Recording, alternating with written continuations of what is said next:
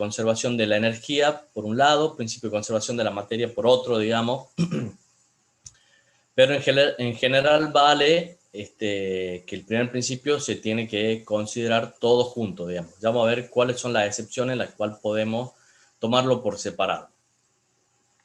Habíamos dicho que la primera observación del primer principio, podemos decir que fue más o menos en 1693, para este sistema básico. Digamos, acá considerábamos dos formas de energía, la energía potencial y la energía cinética. Decíamos que si acá la piedra tiene 10 unidades de energía, serían todas unidades de energía potencial, estaría quieta ahí, energía cinética 0.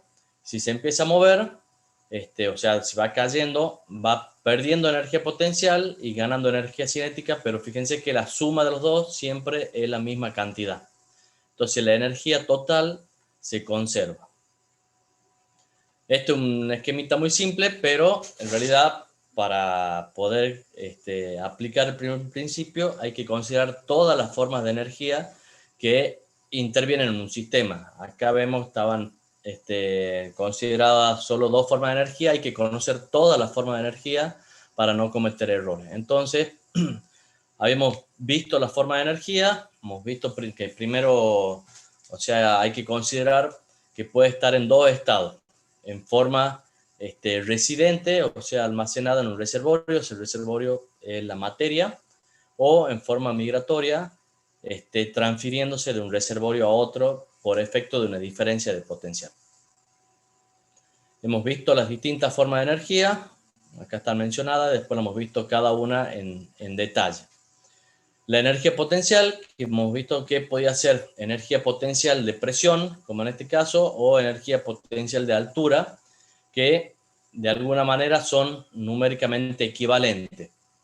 Entonces podríamos usarla indistintamente. Hemos visto también, les he mencionado que esto era también trabajo de flujo, fíjense, energía potencial de presión de altura o energía de desplazamiento, trabajo de flujo, que ya lo definimos un poquito más adelante, pero ya van a ver que numéricamente es lo mismo que la energía potencial de altura o de presión.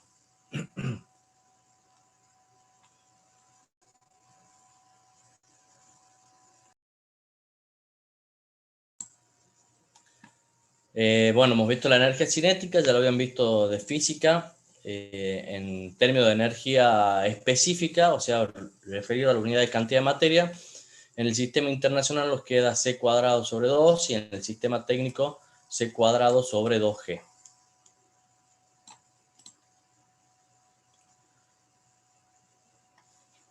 La energía interna es la energía propia del estado interno de la materia, o sea, está directamente relacionada con el estado interno de la materia. Por eso es la energía interna. Habíamos dicho que obviamente si es función del estado de la materia, es función de estado. Por lo tanto, la podemos sacar de los diagramas PVT, o sea, de las tablas de vapor, y habíamos dicho que se tomaba un valor de referencia en forma arbitraria para definir el cero. O sea que lo que usamos en realidad es energía interna a partir de un cero adoptado convenientemente. No usamos la energía interna a partir de medirlo a partir del cero absoluto, sino que tomamos un valor de referencia. Bien, como es una función de estado, lo podemos representar, hemos dicho, en la tabla de vapor. En este caso teníamos una tabla de saturación. Fíjense, ustedes lo pueden sacar de esta tabla. Acá tienen la energía interna. Fíjense que para el estado de líquido saturado usamos una comillita. Entonces, U minúscula, comillita, porque es energía interna específica, por eso es minúscula. Y fíjense que las unidades es kilojoule por kilogramo. Y en este caso, en esta otra columna, tenemos la energía interna de vapor saturado. Bueno, podemos entrar con la presión o la temperatura. Y si es vapor sobrecalentado, acá tenemos presión y temperatura para obtener la energía interna. Hemos definido también la entalpía. La entalpía es la suma de dos energías, que son la energía interna y la energía potencial de presión. Estas dos energías, ambas son función de estado, o sea, la energía interna acabamos de decir que es función de estado, y P y B son funciones de estado, por lo tanto, una suma de dos funciones de estado es también una función de estado. En este caso, fíjense que tenemos en términos de energía absoluta, como una variable absoluta, y acá tenemos referido a la cantidad de materia, o sea, tenemos la entalpía específica. Puede ser entalpía, la podemos denotar con la letra I o con la letra H, se la usa de las dos maneras. Entonces, fíjense que en distintos libros pueden encontrarla con distintas notaciones. Bueno, en este caso, fíjense que si la energía interna tenía una referencia, entonces acá también podríamos usar la misma referencia para la energía interna. Entonces vamos a tomar los valores de la entalpía a partir de un valor de referencia. Y ahí podemos ver que en las tablas de vapor podemos determinar la entalpía. Fíjense en la zona de saturación, podemos entrar con la presión y vamos a encontrar la entalpía de líquido saturado y la entalpía de vapor saturado. O podemos entrar con la temperatura para obtener esos valores. Y si tenemos vapor sobrecalentado, entramos con presión y temperatura y obtenemos la entalpía. Bueno, otra forma de energía que hemos visto es el calor. El calor hemos dicho que es una energía en tránsito, es una energía que siempre atraviesa paredes sólidas. Entonces, el calor es una forma de energía que atraviesa paredes sólidas y que se da siempre con una diferencia de potencial, con una diferencia de temperaturas, va siempre desde la mayor temperatura a la menor temperatura. Hemos tomado una convención de signos, el calor que entra a un sistema es positivo, el calor que sale negativo. No es una función de estado, a veces referimos el calor a la cantidad de materia y definimos lo que se llama calor unitario, pero el calor unitario tampoco es una función de estado. Hemos visto el trabajo de expansión, trabajo absoluto de expansión, que es el trabajo que realiza un gas al expandirse. Fíjense, habíamos visto acá cómo lo podíamos calcular, y para calcularlo, como a medida que se va expandiendo ese gas, fíjense que va disminuyendo la presión, entonces para poder obtener ese trabajo total, digamos, tendremos que hacer una integral. Entonces veíamos que la integral de P por dB, entre los límites 1 y 2, digamos, es el trabajo absoluto. En este caso, fíjense que dB está con minúscula, por lo tanto, este es trabajo absoluto en términos de energía específica. Trabajo absoluto específico. Y fíjense que en el diagrama PV, la integral, como ustedes ya saben de cálculo, la integral está representada por el área abajo de la curva entre los límites 1 y 2 y hasta el eje de la abscisa, ¿no? Entonces, fíjense que el área esta representa el trabajo absoluto entre 1 y 2.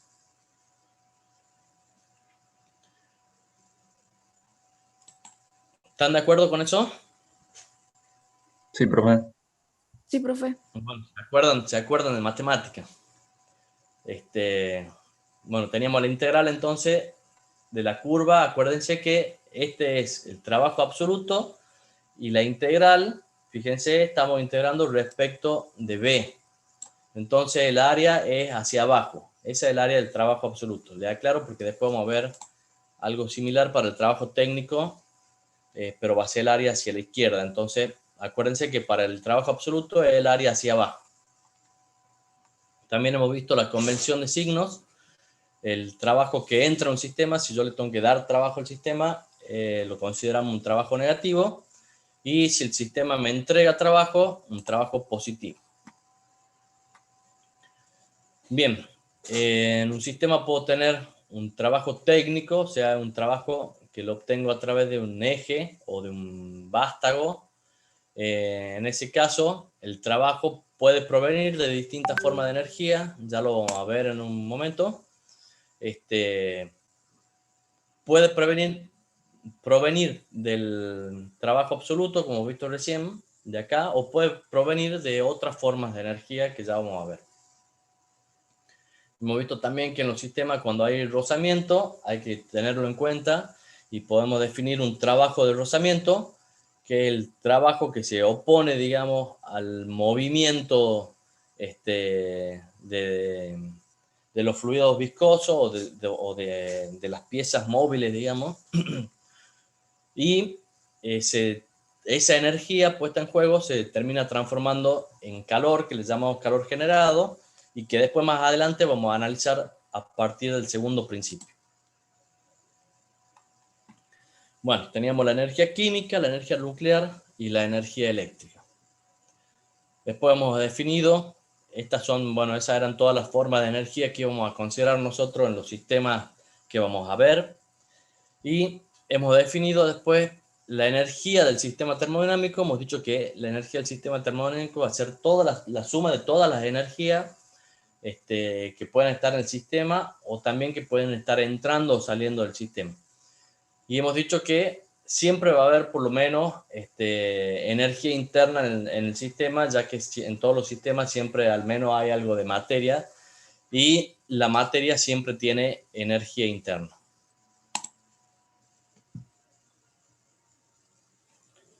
Bueno, habíamos visto esto del equivalente mecánico del calor. En realidad es simplemente para encontrar la equivalencia entre las distintas unidades, ¿no? 4,18 kilojoules equivalen a 1 kilocaloría o 427 kilopom por metro equivalen a 1 kilocaloría. Bien. Fíjense que acá nosotros hemos definido las formas de energía, hemos visto el trabajo y las distintas formas de energía, pero cuando referimos al tiempo, las unidades, hablamos de caudal, gasto o flujo de calor en el caso del calor, o potencia cuando hablamos del trabajo. Entonces el trabajo por unidad de tiempo es la potencia. Y fíjense que podíamos definir a partir del trabajo específico, si lo multiplicamos por el caudal másico, el flujo o el gasto, el caudal volumétrico, podemos obtener la potencia. O sea, el trabajo específico por un flujo de cantidad de materia nos da la potencia. Bueno, y ahora sí vamos a ver cómo aplicamos el primer principio. Ya hemos visto las diferentes formas de energía. Entonces ya podemos más o menos para un sistema analizar cuáles son las formas de energía que va a tener, cuáles son las formas de energía puesta en juego en ese sistema, y a partir de eso podemos aplicar el primer principio. O sea, en realidad el primer principio es básicamente aplicar el primer principio es básicamente resolver balance de materia y energía, pero para eso hay que conocerlo bien al sistema, digamos, y hay que ver cuáles son todas las entradas y salidas que tiene, cuáles son todas las energías que puede tener ese sistema, cuáles son todas las formas de energía. Entonces, como decíamos, aplicar el primer principio o el principio de conservación equivale a formular los balances de materia y energía para los procesos realizados en un sistema termodinámico durante un determinado intervalo de tiempo. Entonces nosotros lo que vamos a hacer, vamos a analizar a partir de un tiempo que nosotros vamos a considerar para ese sistema. Para eso, para aplicar el primer principio y hacer los balances, siempre conviene hacer un esquema de la instalación y hacer un análisis de todas las energías puestas en juego. Entonces, fíjense, el primer paso es realizar el esquema de la instalación. En el esquema de la instalación se ponen también los límites del sistema termodinámico. y puede ser que se planteen también subsistemas.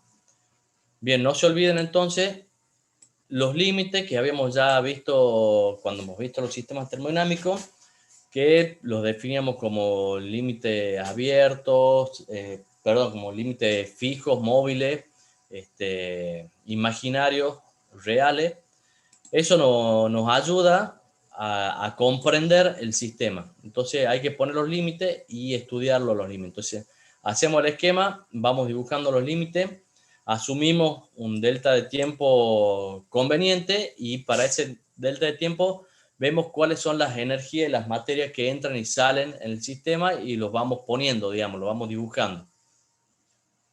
Una vez que tenemos el esquema con la forma de energía, analizamos desde distintos puntos de vista el sistema. Analizamos a partir de la materia, vemos si el sistema es abierto o cerrado. Eso es lo primero que tenemos que analizar. Bueno, después vemos los límites, como les decía, si son fijos o móviles. Desde el punto de vista del trabajo, vemos si el sistema es mecánicamente aislado o no. Y desde el punto de vista del calor, vemos si el sistema es adiabático o diatérmico, si intercambia o no calor con el medio exterior. Bien, entonces tenemos el esquema, vamos haciendo el análisis y fíjense que cuando uno va haciendo el análisis va retroalimentando el esquema. O sea, por ejemplo, si yo empiezo a analizar y de repente digo, bueno, veamos según el trabajo si es mecánicamente aislado o no, y digo, bueno, este sistema puede tener eje, puede tener vástago, entonces me fijo y pongo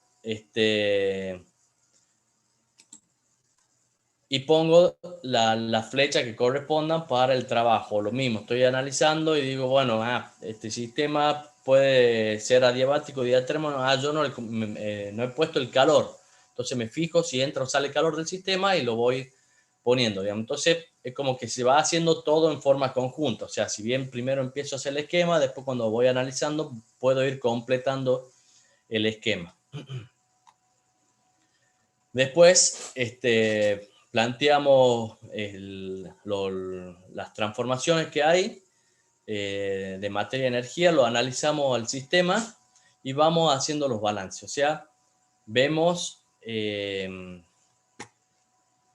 son las magnitudes que entran y salen. O sea, podemos hacer, como les decía, el balance de materia por un lado y el balance de energía por el otro, siempre y cuando no hayan transformación de materia y energía, que van a ser la mayoría de los casos que vamos a ver nosotros en este curso. Todo lo que vamos a ver no va a tener transformación de materia y energía, no vamos a ver energía nuclear, digamos. Entonces, en esos casos podemos analizar por separado el balance de materia del balance de energía. Entonces, fíjense, el balance de materia se aplica de la siguiente manera.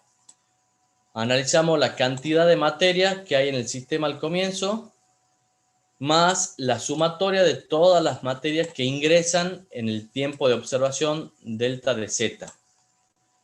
Y eso tiene que ser igual a todas las materias que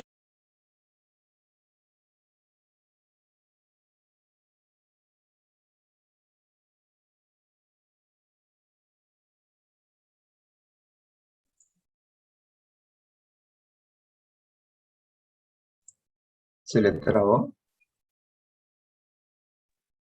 Creo que sí.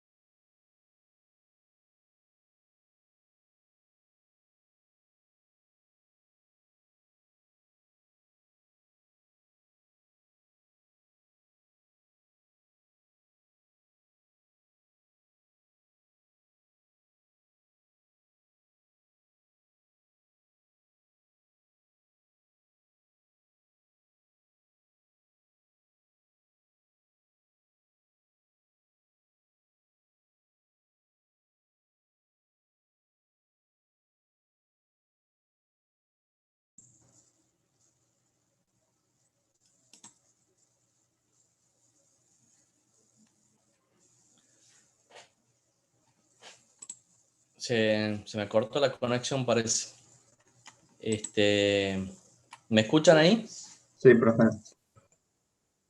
Sí, Bueno, profe. les decía, si se vuelve a cortar, se cumple el tiempo y se corta, se cierra, vuelvan a entrar al mismo link, ¿no? Bueno, les decía que podíamos, cuando hay transformación de materia en energía, podemos aplicar los balances por separado, por un lado balance de materia y por otro balance de energía. Y si queremos hacer los balances en conjunto, tenemos que poner las energías en forma de energía específica. O sea, fíjense que la energía la podemos poner como la cantidad de materia por la energía específica. Entonces, el balance, considerando energía y cantidad de materia, va a ser la cantidad de materia en el sistema al comienzo por la energía específica en el sistema al comienzo, más la sumatoria de la cantidad de materia por las energías que ingresan en un tiempo determinado. Eso tiene que ser igual a la sumatoria de las cantidades de materia que salen por la energía específica de esas materias que salen, más la cantidad de materia que queda en el sistema por la energía específica de la cantidad de materia que queda en el sistema.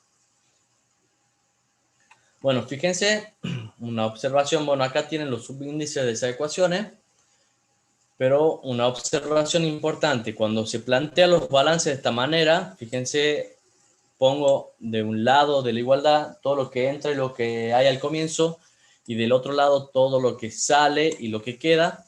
Entonces, en estos casos, siempre se pone cada magnitud con signo positivo. Si yo hubiese planteado el balance, lo que entra más lo que había, menos lo que sale, menos lo que queda, igual a 0, bueno, ahí hay que considerar los signos, ¿no? En este caso, fíjense que nos olvidamos de los signos y el signo queda determinado implícitamente en función del lugar en el que ponga la magnitud. Si yo estoy acá a la izquierda es porque está entrando materia, y si estoy acá a la derecha es porque está saliendo materia, o la materia que queda después del tiempo de observación. Entonces, planteando así los balances, los signos de las magnitudes estas van a ser siempre positivos. Bien, veamos, para avanzar un poquito más, veamos cómo aplicamos el primer principio en distintos sistemas. Yo le había dicho que una de las primeras consideraciones era analizar si el sistema es abierto o cerrado, sea respecto de la materia. Entonces, analicemos primero si para un sistema cerrado. Supongamos que nosotros tenemos el sistema del esquema y hacemos el análisis de la instalación. Bueno, entonces lo primero que hacíamos era el esquema de la instalación. En este caso, fíjense, se hace un esquema antes del proceso y un esquema después del proceso. O sea, entre el antes y el después ha pasado el tiempo que definíamos como delta de z, ¿no? Entonces, cuando inicia el proceso, el sistema está como a la izquierda. Supongamos que tenemos un gas ahí que está con una determinada presión y el émbolo está en esa posición. Durante el proceso el émbolo se irá moviendo y cuando estamos analizando después del proceso, el émbolo ha llegado a esta posición. Entonces, nosotros podemos analizar distintas posibilidades para las energías, ¿no? Pero lo que siempre va a haber en el sistema es energía interna. Entonces, fíjense, acá en el esquema ponemos, como les decía recién, las energías, todo lo que entra en juego, ¿no? Acá ponemos la energía interna. En la energía interna, va a depender obviamente de las condiciones en las que está el sistema ahí, y bueno, y hay una cierta cantidad de materia M, que como hemos dicho que es un sistema cerrado, esa cantidad de materia M se va a mantener constante, por lo tanto no hay mucho sentido en hacer un balance de materia si el sistema es cerrado. Entonces cuando hagamos el balance vamos a hacer el balance de energía.